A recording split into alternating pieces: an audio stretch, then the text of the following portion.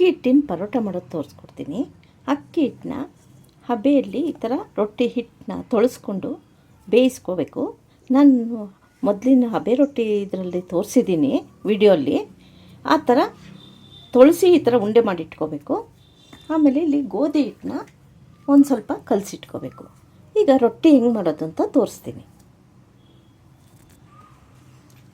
ಈಗ ಗೋಧಿ ಹಿಟ್ಟನ್ನ ಸ್ವಲ್ಪ ಅಗಲವಾಗಿ ಈ ಥರ ಲಟ್ಟಿಸ್ಕೊಂಬಿಟ್ಟು ಇದರಲ್ಲಿ ಅಕ್ಕಿ ಹಿಟ್ಟಿಂದು ಉಂಡೆನ ಇಟ್ಕೊಂಡು ಹೂರಣ ಮಾಡ್ತೀವಲ್ಲ ಒಬ್ಬಟ್ಟಿಂದು, ಆ ಥರ ಈ ಥರ ಮಾಡಿಕೊಂಡು ಲಟ್ಟಿಸ್ಕೋಬೇಕು. ಇದು ಲಟ್ಟಿಸ್ಬಿಟ್ಟು ಹೆಂಚ ಮೇಲೆ ಸುಟ್ಟರೆ ಅಕ್ಕಿ ಹಿಟ್ಟಿನ ಪರೋಟ ತುಂಬ ಚೆನ್ನಾಗಿರುತ್ತೆ, ಮೆತ್ತಗಿರುತ್ತೆ.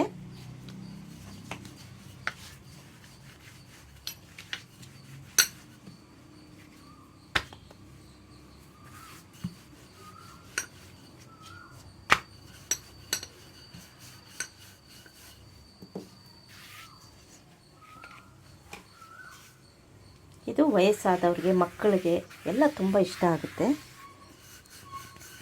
ಇದನ್ನ ಎಣ್ಣೆ ಆಗಲಿ ತುಪ್ಪ ಆಗಲಿ ಏನು ಬೇಕಾದರೂ ಹಾಕಿ ಸುಟ್ಟು ಪಲ್ಯದಲ್ಲಿ ತಿಂದರೆ ಚೆನ್ನಾಗಿರುತ್ತೆ.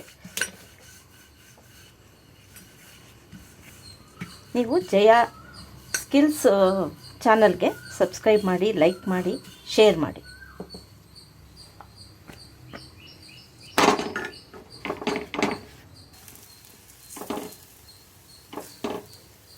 ನೋಡಿ, ಈ ಥರ ಸ್ವಲ್ಪ ಎಣ್ಣೆ ಹಾಕ್ಕೊಂಡು ಸುಟ್ಕೋತಾ ಇದ್ದೀನಿ ನಾನು.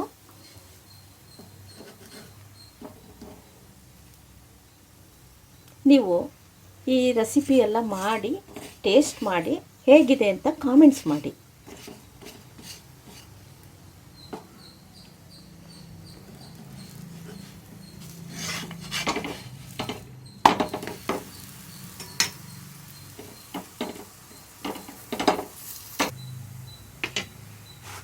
ನೋಡಿ ಎಷ್ಟು ಮೆತ್ತಗಿದೆ ರೊಟ್ಟಿ.